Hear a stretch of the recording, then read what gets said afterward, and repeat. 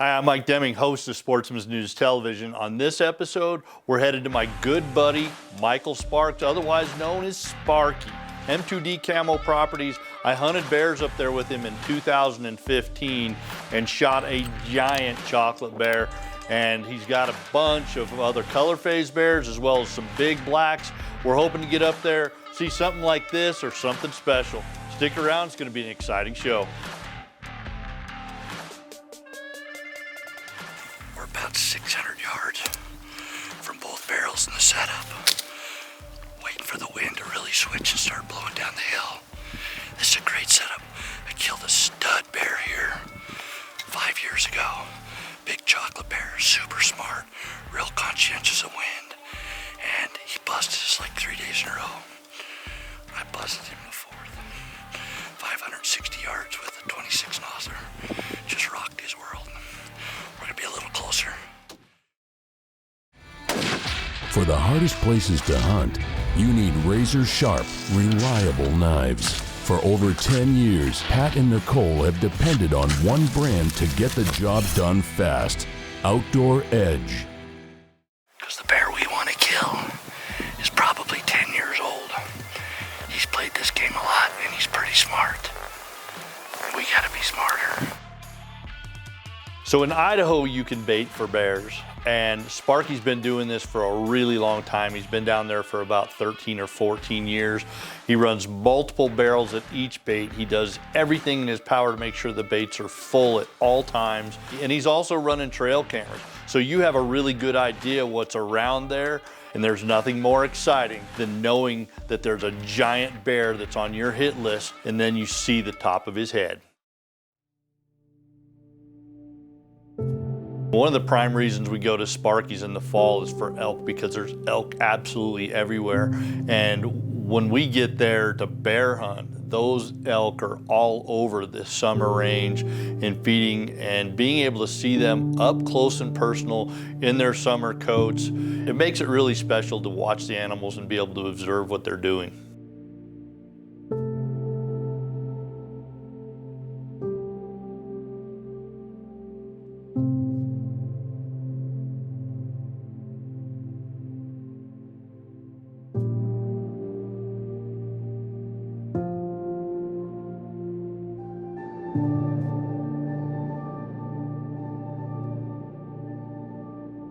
One of the things I really enjoy about being up in Idaho is it's such an unplug away from the day-to-day city life and everything that's up there. It's a game-rich environment. The mountains are absolutely breathtaking. You get to see sunsets that are spectacular, and in some cases you're gonna see basically all 4 seasons in a 5 or 6 day period of time of being up there: snow, rain, and beautiful weather.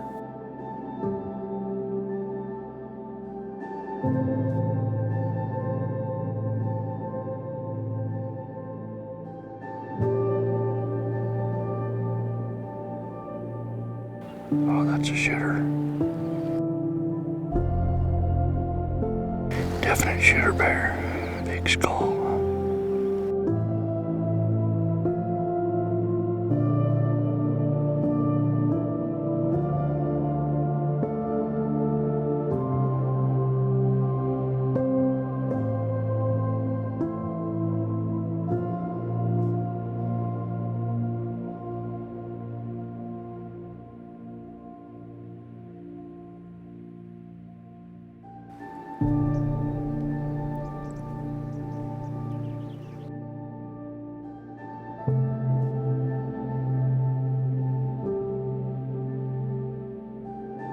You motherfucker.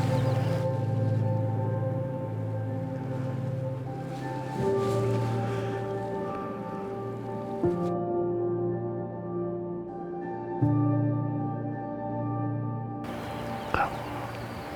Turn.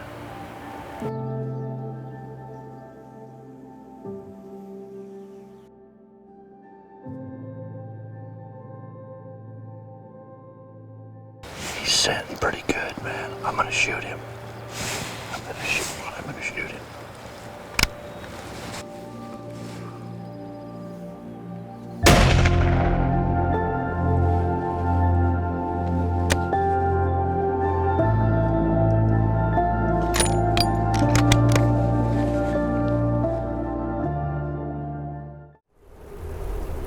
2 roads diverged in a wood, and I took the one less traveled by. And that has made all the difference.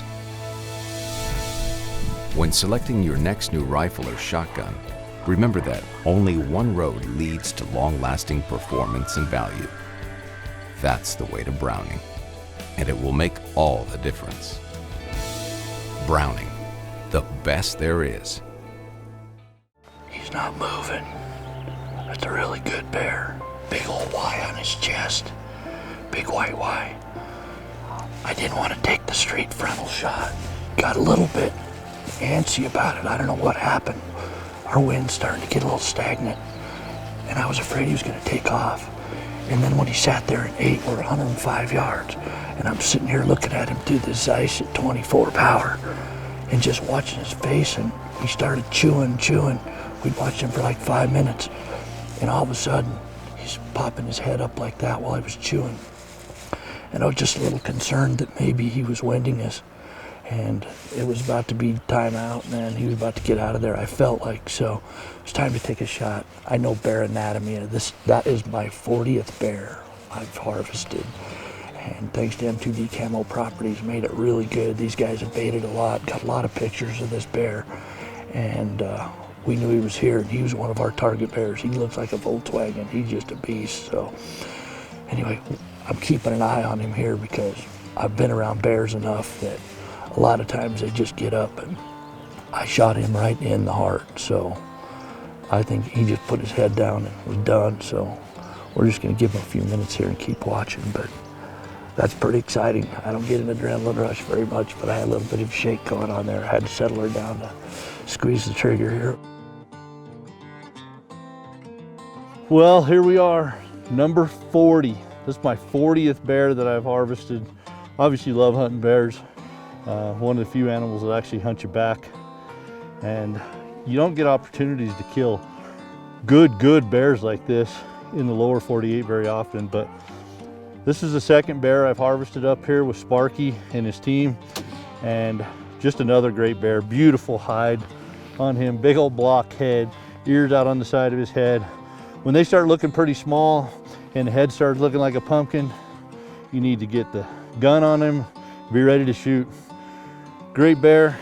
We'll be back up here this fall to do some elk hunting, because not only do they have great bears, phenomenal elk hunting, phenomenal deer hunting, phenomenal antelope hunting. There's a reason we buy a trip from him every year with the pro membership sweepstakes. So can't say enough great things about this guy and his team. Love hunting with them. Let's get this big boy out of here.